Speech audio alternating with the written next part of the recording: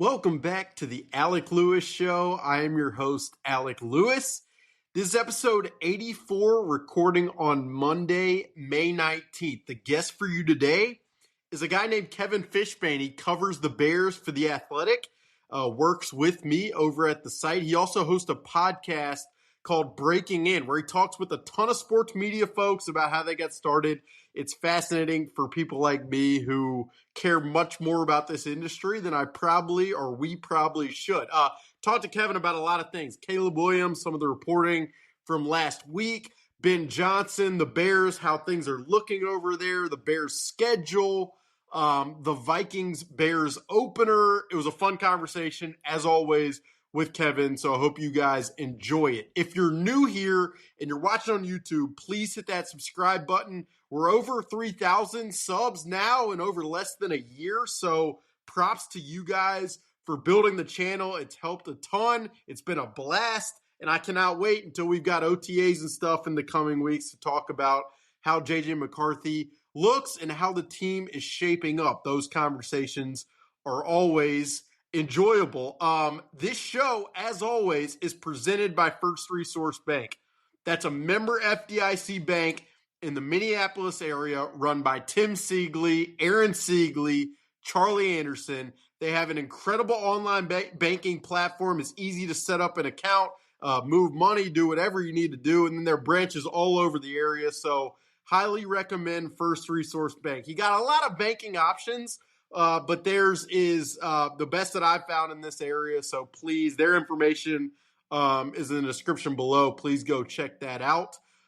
It's been what the Wolves series has been phenomenal. If you missed it, I've done a couple Timberwolves stories over at The Athletic. Was at most of the games in that series against the Warriors, and hoping to be back in the building against when they face the Thunder in the coming matchup. But it should be absolutely exceptional. Trying to figure out what the matchups, the lineups and stuff are going to look like, but that place will be absolutely rocking. And I expect this series to be just a war. Some of the the Vegas odds of what this series could look like kind of stunned me a little bit because, the Wolves team is deep, they're tough, and if Julius Randle continues to play the way he's played, it's not going to be easy. That'll probably do it for basketball talk here. We'll hop right into football with Kevin Fishbane, talking Bears, talking Vikings, talking Caleb Williams and Kevin O'Connell, and a lot of different subjects. So here's our conversation with Kevin Fishbane, the Bears beat writer at The Athletic. Kevin, welcome back to the Alec Lewis Show. You're a podcast. The first time we talked, you weren't a podcaster. Now you are. So I'm expecting growth, improvement, development. How's it been? How's it been being on the microphone full time? A lot's changed in my life, Alex, since I called you that one January day on my drive to Mobile, Alabama. And I said, Alec from the Alec Lewis Show, tell me how to do a podcast. Right. And, because if there's anyone you need to pick the brain of with Windows in the background, it's gotta be me. That's there's no question. Well, you were the 17th person I reached out to, but it's still every little bit of advice counts. But for all of your listeners, Breaking In with Kevin Fishbane, you can find it on all of your podcast listening platforms. And I get to talk to people about how they got their start in sports media. And one day I might release the practice run I did in which I talked to you, Alec Lewis, about your start in sports media. But that's down the line. It's not that interesting of a story, and then I don't even remember what I said. But we probably need to make sure if you just run that without edits or cuts, we got to be very careful with that. Had you want to talk about the Royals and the White? No, I'm kidding. We're going to talk about, because it's May 19th, and what better to talk about than the Chicago Bears and the Minnesota Vikings. I have been very Vikings focused, as you know. Draft, combine, owners meetings, and I haven't paid enough attention to the division in total. So that's why I wanted to have you on. We're going to talk about the Bears, and I'm really glad last week we were just handed a gift to make this very relevant. Seth Wickersham, who went to Mizzou. I've known Seth for a while, met him back when I was in college. He has a book coming out called American Kings. It's a biography of the quarterback, and they ran a little on ESPN excerpt with some news in it. that consisted of some Caleb Williams information. One of the things in there, I believe his father was quoted as saying Chicago is a place quarterbacks go to die. There was also a quote of Caleb telling his father that he wanted to go to the Vikings. Just generally, what did you make of that Caleb Williams story excerpt that bubbled up on a day that you probably were just hanging out and relaxing on a fine May afternoon? I was getting ready to play some pickleball, Alec, and then this dropped into our laps. That's what you do in the suburbs. Sounds like you. Yeah. Listen, Carl and Caleb Williams were right. I mean, that's the takeaway. Like every fear they had about the Bears, in a sense, came to fruition. And the irony is, and I say this ironically, acknowledging that this might not be irony, but the Bears could have stumbled into a great situation now. Like maybe, like if Ben Johnson works out, if Caleb Williams works out, and the Bears start becoming a winner for the first time in 40 years, last year's a footnote. It's their origin story, if you will. Because Carl Williams knew that the Bears drafted Mitch Trubisky in 2017 with John Fox as head coach, and then Mitch had to start his career earlier than expected, and then the coaching staff got fired, and a new coaching staff came in that didn't draft Mitch Trubisky. And Carl Williams knew that 3 years later they traded up and drafted Justin Fields, put him in earlier than they wanted to, only to then fire that staff that drafted him and hire a new one that didn't draft him, including a new GM. And here they are with Caleb Williams, and the same thing has happened. Now, the difference is Caleb started from day one, as he should have, and the Bears had to fire the whole staff, and he's got to start with a new playbook. So, like, the most interesting part of what Seth Wickersham got was some of the stuff from Caleb, because we've only heard all positive things from him about Chicago, and I think Bears fans are kind of spinning it. They're like, hey, in the end, this guy came to Hallis Hall and wanted to be here. He wanted to be a part of this. He embraced a challenge, and that's what we want out of our quarterback. And that's fine. And I totally see that too. And I see Caleb also, talking to the head coach you cover and being interested in the Vikings, and, he's a smart guy, and he knows this too. So, yeah, the Caleb quotes were certainly interesting. I look forward to hearing what he has to say at some point during the off-season training. But yeah, it definitely kind of gave Sports Talk Radio kind of 3 days of conversation here. As and again, like, they were proven right by what happened, and now you kind of, the flip side of it is, like, you kind of move on because all those coaches are gone. I'll never forget. I mean, I don't know why. I probably should forget it, but watching Hard Knocks and, like, one of those scenes of Caleb in Matt Eberflus's office, and just, like, the awkwardness of those conversations. Nothing against Matt Eberflus. He coached some solid defensive games against the Vikings over the last couple of years. But I remember just seeing that and being like, why does this feel so awkward between this franchise quarterback guy you invested everything in and the head coach? So it's interesting. And I also say, like, and I tweeted this, but I remember writing in December, after talking to some people who have spent a lot of time around Caleb. I remember we exchanged some texts probably around those winter months, and I remember hearing then that, like, yes, Caleb Williams loved his conversation with Kevin O'Connell. The Vikings' circumstances are obvious to everyone in that they place the quarterback in optimal situations. And I remember the quote then on the text, and I went back and looked at this before recording, was Caleb wants to be coached hard, and he wants the coach to have some fire too. And I remember reaching out to the same person after Ben Johnson got hired, and he respects him. He'll build around Caleb's traits. He'll help Caleb recall, recognize, and understand. So, it was interesting. And to your point, probably with Caleb Williams, over the media availabilities that he's had since he's been there, it's probably been a lot of general conversation, positive, probably not a lot of introspection. So I guess that was, to your point, the interest behind what that story was last week. Yeah, and look, I think for a lot of people in Chicago and talking about Bears fans, they probably loved seeing the validation about what they all thought should have happened, which a lot of people wanted Matty Eberflus to be fired at the end of 2023 and to just start fresh and not find themselves in the exact predicament that they did. The counter to that is they probably weren't going to get Ben Johnson in that situation. Would Ben Johnson have wanted to be there then? Who knows? Look, I joked with you, and I think I put this on social media, that like once Matt Eberflus is fired, I think one of my first thoughts was the Bears should go trade for Kevin O'Connell. and look, I know we're months past. Don't worry, Vikings fans, it's fine. He's in Minnesota. He's not being traded. I know those are some stressful times, but yeah, I mean, I'd like to think that Ben Johnson will be the right coach for Caleb Williams. We know he's an intense guy. He's going to coach him hard.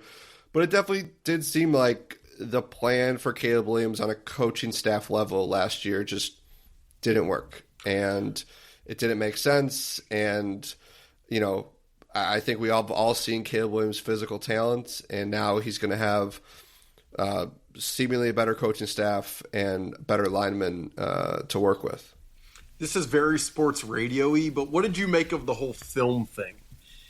It's like quarterback wasn't told how to watch film. Are you supposed to be told how to watch film? Are you supposed to seek that out on your own? Was he really not like that? Again, it's very sports radio. It's ripe for we've got nothing to talk about on a Tuesday, and we got to fill 3 segments. But what did you make of that? Hold on, let me turn into a Chicago radio caller here. Hey, I'm just calling into the Alec Lewis show. This is Bob from Dalton, south suburb there. And, back in my day, the quarterbacks, they didn't need to be told how to watch film. They go, they put the VCR in, and they'd watch their tape, and they'd go out there and they'd practice 2 a day. So I don't know what Caleb's problem is. I'm guessing there was a lot of that. By the way, that's shout out to the Pope there, Bob. Sports radio caller. Yeah, it's brilliant of you. I do see. This is why I'm not good for sports talk radio, because I do see both sides of it. Like on the one hand, you probably want your quarterback to figure some of that stuff out. On the other hand, like to me, Alec, like the fact that Caleb Williams said it in a way of like, I needed help. Like that's a red flag. That is an alarm bell. Whether or not he should have done X, Y, or Z, to me is besides the point. The fact of the matter is, in that moment, your number 1 pick was kind of lost, and you cannot let that happen. And that is like top down issue for the organization when something like that happens. So like, I'm not gonna, I'm not gonna go full like Bob from Dalton. I'm gonna go full flamethrower at the coaching staff, because I'm guessing they would probably say like, hey man, he's a professional quarterback, like figure it out, like figure out who to talk to, figure out who to ask. I don't know what their side of it would be. But again, you got to make sure your number 1 pick knows what he's doing and feels comfortable. And in that specific instance, obviously he didn't, and that was a problem. The Vikings fans listening to this are probably like, man, what an interesting, we've got this coach who everything's designed around this guy. We're maximizing development over here. This does nothing. Is it the same league? Like this is the same division. It's interesting to compare and contrast. I mean, obviously we'll segue here into Ben Johnson. You've spent some time around him. I know you've sat down one-on-one with him.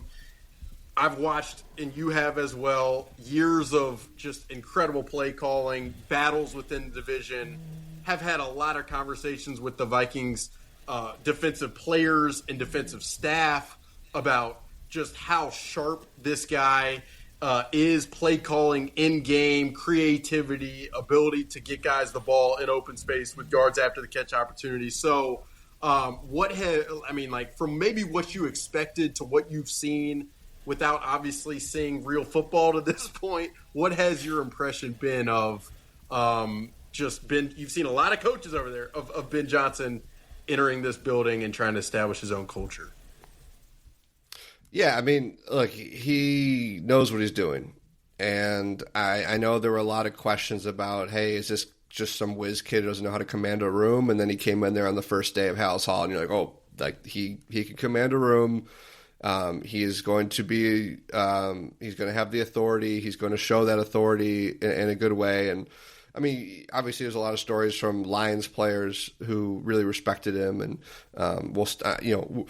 look, we're only going to hear good things from Bears players about Ben Johnson, the coaching staff, and I would expect a lot of that to be true, certainly, if not all of it. But you do kind of have to take everything you hear this time of year with a bit of a grain of salt, because this is now the fifth head coach I've covered, Alex. I could show you like June 2015 quotes about the culture that John Fox instilled, and I could show you June 2018 quotes about Matt Nagy's aggressive offense. I could show you June 2022 quotes about how much they love the way Matt Eberflus is telling them to hustle.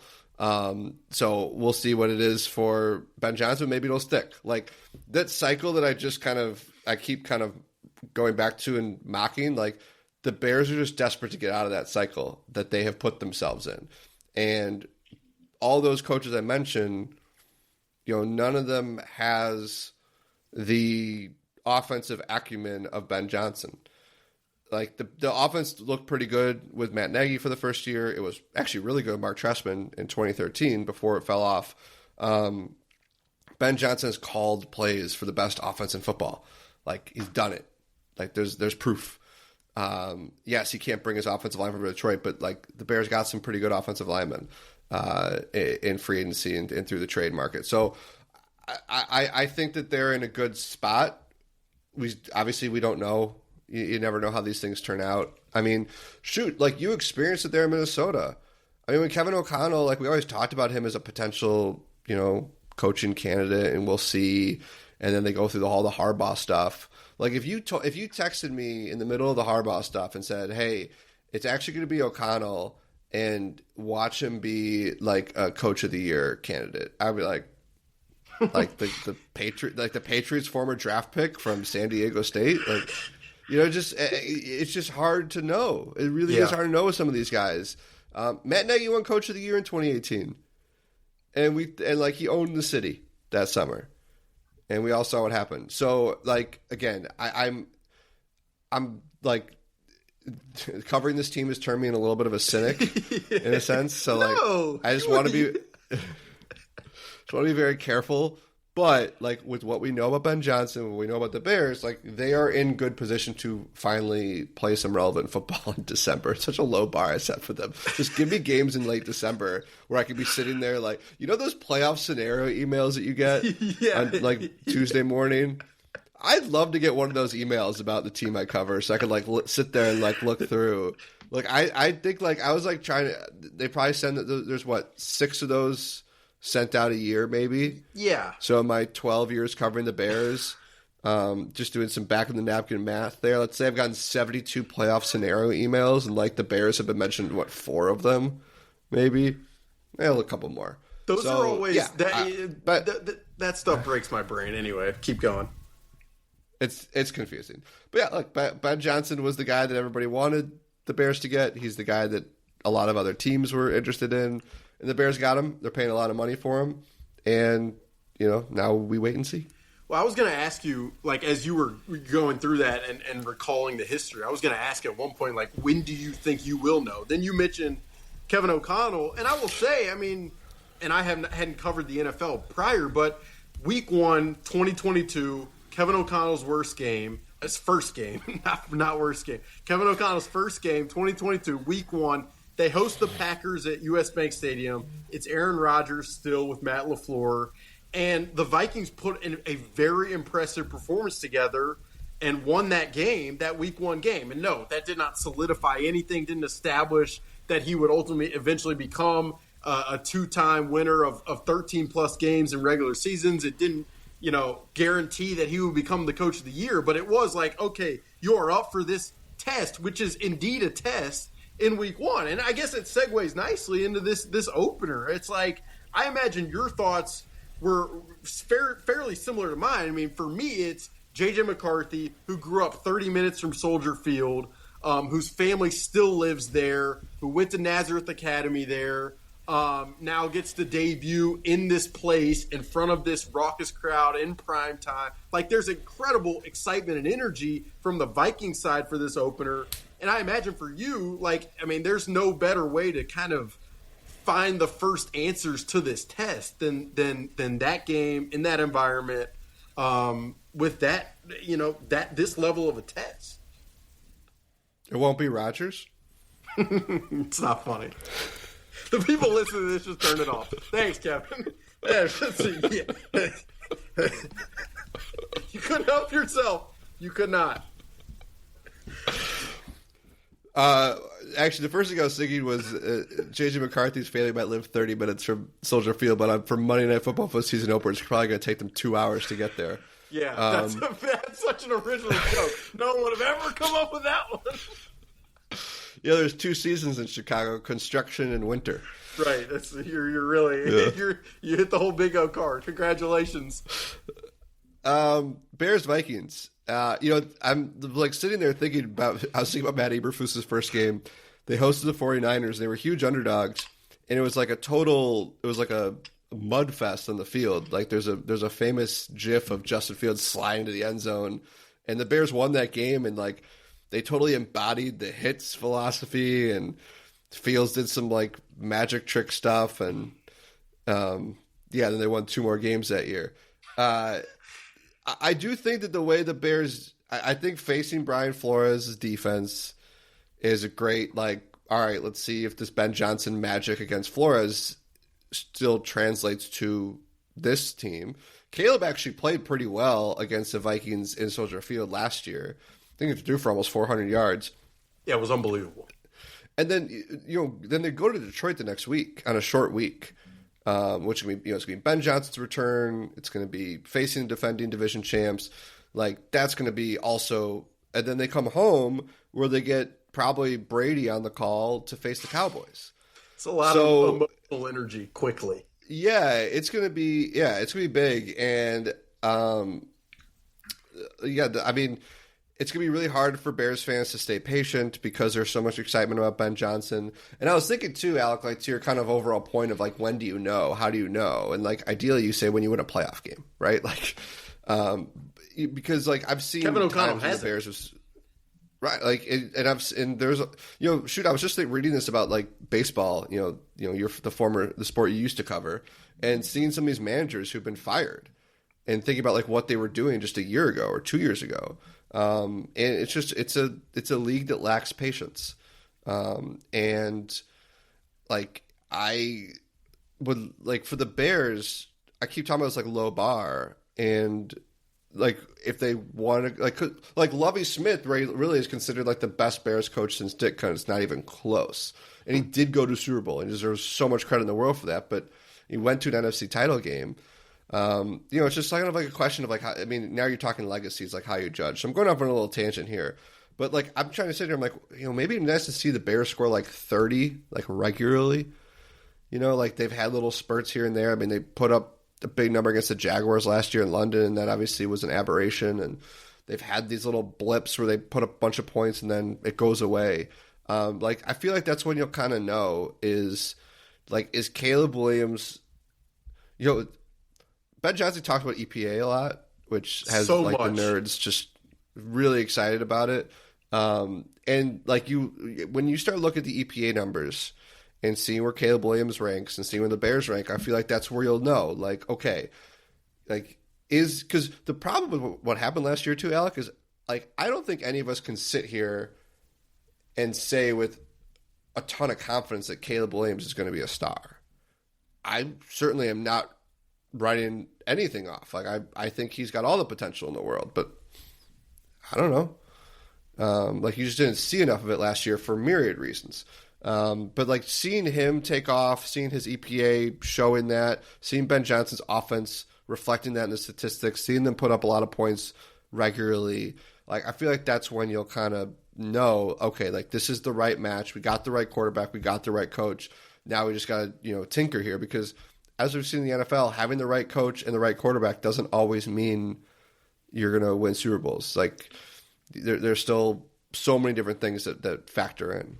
Well, that's why, and I credit them for, I mean, going out and you talked about this probably ad nauseum, but going out and acquiring Joe Tooney and Jonah Jackson and Drew Dahlman and just trying to, provide the infrastructure to where then you can evaluate with clear eyes, like how Caleb is producing, how this offense is producing, and performing. And I mean, I will say, I would be fascinated to know just what Ben Johnson's reaction was to when he finds out the schedule. And it's like the first guy you've got to face is Brian Flores, who, yes, he's had a lot of success against, but you have a defensive coordinator in Brian Flores who, I mean, you don't know, like, for as much as the Vikings are, we don't know what this new look Bears offense is going to look like with all these weapons with Caleb. Like, you never know what Brian Flores is going to throw at you in a week one game. Are they going to play with 5 down fronts? Are they going to play 4 down fronts? Are they going to blitz all? Are they going to drop 8? Is it going to be palms coverage, cover 4, cover 3, cover 2, cover 1? Could be literally anything against Brian Flores. So I'd be so interested to know what his initial reaction was. But I mean, to your point, there is no running from that test. And if you can face Brian Flores in week 1 and pass it, I think people there will be pumped and should be pumped because it won't be easy. Offense personnel specific, like running back with DeAndre Swift, are they good there? Is there going to be more there? What have early impressions been of Colson Loveland? Like how do you feel like the offensive talent around Caleb is kind of being, forming together? Yeah, we talk so much about running back because of what Ben Johnson did with Jahmyr Gibbs and David Montgomery. The flip side of that, if you're going to look at the Bears running back situation glass half full, is like if Caleb is operating on a super high level with like an abundance of pass catching weapons, like do you really need Gibbs and Montgomery? Like you can't replicate that, but do you need it if you're throwing the ball at a high level? Like we'll see. Like I like know a lot of Bears fans were furious with Swift, and it didn't help watching like what Josh Jacobs did, watching what Saquon Barkley did, Derrick Henry. I still would like to see him behind like a real offensive line with like a real offense. Like I just be if you go back and you look at some of their wins last year, like he had some big time runs in those games. He crushed the Vikings. Week 2, I think 2023, just smoked them that night. And he's got the familiarity with Ben Johnson. Now, I say all that acknowledging like the Bears like Dash Chenti. They like Travion Henderson. Like those aren't really, like there could have been opportunities for them to maybe upgrade there. They didn't. Although I do love the 7th rounder Kyle Monungai. And I'm very curious to see what he can do. Yeah. Big Ten football. So like Loveland to me right now looks like just a giant slot receiver. I expect him to bulk up once he's able to start lifting more. But I like that pick a lot in what this offense and the different things you could do over the middle of the field with him and Cole Kmet. I just think that everybody wrote off Cole Kmet, or not, I shouldn't say everybody wrote him off, but I just feel like there's like Cole Kmet, if you look at his advanced numbers last year, had his best career year, but just didn't get the ball. It's like, what would he have done if he got the ball more? If he was like playing with like a real offense, a much better offensive coordinator at the start of the year? Who knows? I mean, you know how good Luther Burden can be. You watched him at Mizzou. Him landing with Ben Johnson, it just knowing that I cover this team that faces that team twice, it didn't make you feel great because with the ball in his hands, he's as dynamic of a college player as I've ever seen. And I know a coordinator and a guy who designs offense who's good at getting players the balls in their hands, and his name is Ben Johnson. So, yeah. Yeah, it's like, and you could talk yourself into, like, we all know DJ Moore is a Pro Bowl caliber player. I think Rome Odunze is like a sensational player and like really could be. You want to see him potentially take off, and then with that offensive line, like, there's a lot to like. You could, each one of those guys has a couple, like every player, like they're not perfect, but there's a lot to like about what like Ben Johnson's working with a lot. The other thing too, you go back to the schedule out. The Bears have 5 standalone games. They usually don't give a first-time head coach and a team coming off a 5-12 season 5 standalone games. I mean, the league, yes, it's a Chicago market, but like the league thinks this team's going to be good. That doesn't mean anything yet. But like I think it's okay to like I keep telling Bears fans, and I've always done this. Like, you want to talk yourself into like, playoff games, and you want to start picturing that parade on Michigan Ave or State Street, wherever it'll be. Go for it. I'm not going to get in your way, because there's a lot to like about the collection of talent they have and what Ben Johnson can do with it. And you look at Antoine Randall as your receivers coach, and you look at Dennis Allen and the defense and all those guys that they're bringing back from what was a very good defense. Like, there's a lot to like. It's a tough schedule, and the other thing too, you talk about the first game, and like, we always overreact to week one, even though all of us know that week one tends to be like a really fluky week that is not at all predictive of what's going to happen. If like right now, Bears fans are hoping that the Vikings are not going to be good, because they know the Lions are going to be good, and they know the Packers are going to be the Packers. It's a lot of hope. I think a lot of Bears fans are sitting there being like, well, it's JJ McCarthy's going to be a rookie. It's essentially a rookie season. Like, the Vikings are going to take a step back. And if the Vikings come into Soldier Field on Monday night and win, which they absolutely could, I think it's going to be hard for Bears fans to be like, like, maybe to lose to the hometown quarterback who, obviously the Bears like looked into, certainly did their due diligence with JJ McCarthy. That would be. You want to talk about sports radio the next day. Like, it's like you never want to call a first game of the season must win, but like, with going to Detroit the week after on a short week, like the Bears, like for the sake of like everybody's, mindset and temperament, it'd be really good if the Bears found a way to win that game. I haven't done the classic journalist thing of reposting the story that applies to something because you want to just prove that you're right or on it, or that it should be relevant, or that you did the work or something. But the day after the Vikings drafted J.J. McCarthy in 2024, I remember talking to Biff Poggi, who was a special assistant with Jim Harbaugh at Michigan.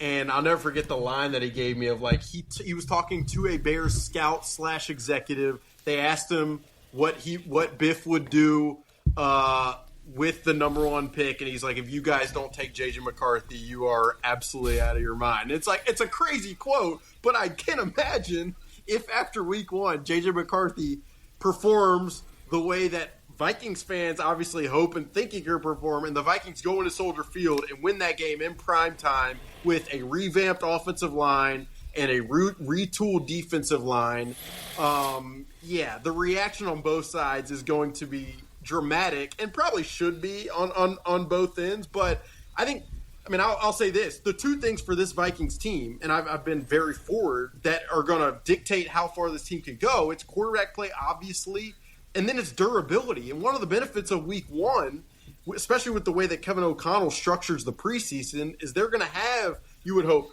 Javon Hargrave. You're going to have Jonathan Allen. You're going to have Will Fries at right guard. You're going to have Ryan Kelly at center. And so that is a feather in the Vikings' cap as they enter this game and have the potential to do to Chicago radio what Bob from Dalton obviously would not be happy about. So you want to do a back and forth story in week like 16 where we compare Will Fries and Ryan Kelly to Jonah Jackson and Drew Dahlman? Yeah, I think are the editors and what that would do for SEO and how Google search would probably just promote the heck out of that. When you throw Drew Dahlman and Ryan Kelly up there, it's the readership is voracious at that point. So yeah, it is funny though, because those are the guys like when we did our free agency like shopping lists, like we had the same guys and when Will Fries went to Minnesota, Bears fans like, oh no, and then they saw the money and they're like, oh, we dodged a bullet. But what if Will Fries is great? And what if Jonah Jackson is not, or the other way around? It's funny the connections between these two teams. And back to the JJ conversation. Like, I talked to a lot of football people. I like JJ McCarthy, just watching him a lot in college. But I talked to a lot of football people who are so high on him. Like, I'm very excited to watch and see what he can do. I'm not really interested in having to do another, like, did the Bears draft the wrong quarterback story that I've been writing for 12 years. It should be. I hope for both of our sakes, it'll be fun if like Caleb versus JJ is just kind of this fun rivalry between these two teams. over the years. By the way, a fun fact for your listeners: the Bears travel to Minnesota in week 12, I believe. That sounds right. It's only the second Bears-Vikings game in Minnesota before Thanksgiving in 19 years. How do you know these facts? Because every time I go to Minnesota, it's January or late December, and it's so cold. Well, it's 45 degrees today on May 19th. So, well, I mean, if you think you're getting here in October or whatever, November, and it's going to be 80 degrees, I got news for you, Kevin. Woo! Well, I started keeping track because I think they played the finale in Minnesota in 14, 15, 16. No, wow. 14, 16, 17, 18, 19 or something like that. And I just so I started doing the math, keeping track, and I went all the way back to 06.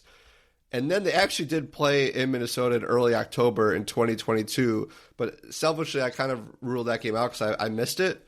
Right. If you didn't go, then it didn't even happen. That's exactly didn't even happen. Amir Smith-Marset never fumbled that ball. And the Cam Dantzler stripped him. Yep. Yeah, remember some guys. So, yeah, no, you're right. It's probably going to be 2 degrees for this, mid-November tilt between the Bears and Vikings. But there's just a fun scheduling quirk. Yeah, absolutely. I will say, though, that week 1 game, and just seeing Caleb with that offense and Luther Burden, obviously, as a Mizzou guy, it's going to be Colson Loveland and J.J. McCarthy were extremely close at Michigan, and a lot of J.J.'s production went to Colson Loveland.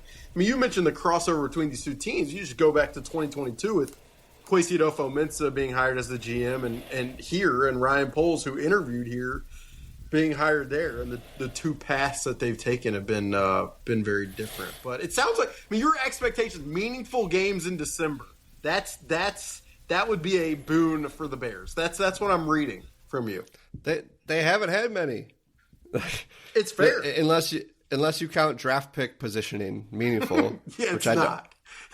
It's not. They had a little spurt in 2023 and where you could kind of talk yourself into the math, and if they catch a Hail Mary in Cleveland, who knows? But there have not been many seasons. I've told you this before, this is going to be your 4th year on the Vikings beat? That's correct.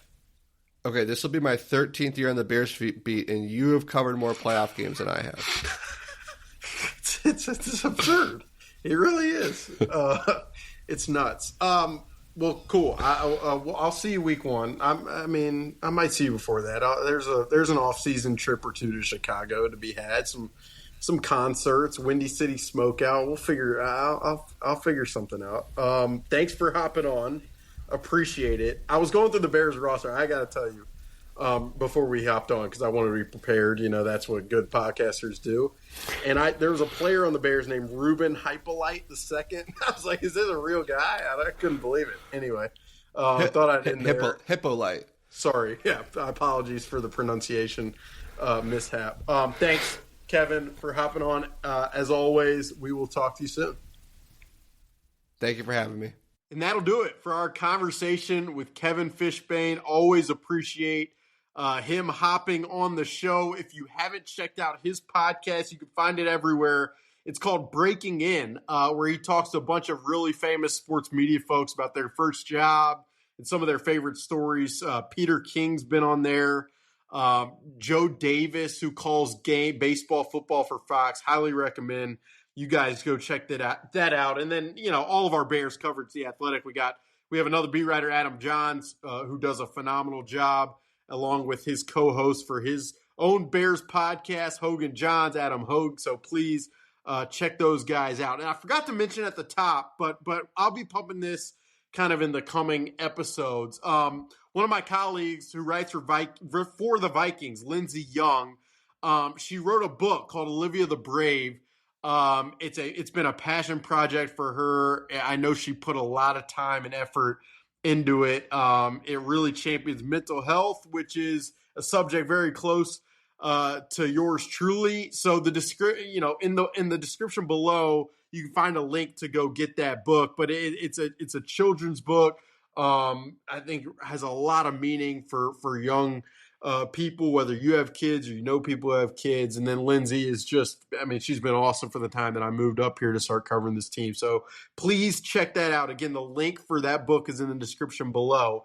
If you're new here and this is your first time watching, thank you, first of all, for being here. Hit the subscribe button on YouTube. If you're on Apple, Spotify, iHeart, Podbean, wherever you're listening, we appreciate that. We'll probably be back later this week with some additional thoughts. I'm going to be out at the Omni Hotel where some of the NFL owners are going to be voting on some different stuff, tush push and playoff seeding and some different stuff that relate to this league. So I'll probably be back later this week, maybe do a Q&A episode, but looking forward to more of a quieter week, get to work ahead on some stuff. Thank you guys for being here. Episode 84 of the Alec Lewis Show. Enjoy the week. Enjoy the Wolves games. Tuesday night, Thursday night. We will talk to you very, very soon.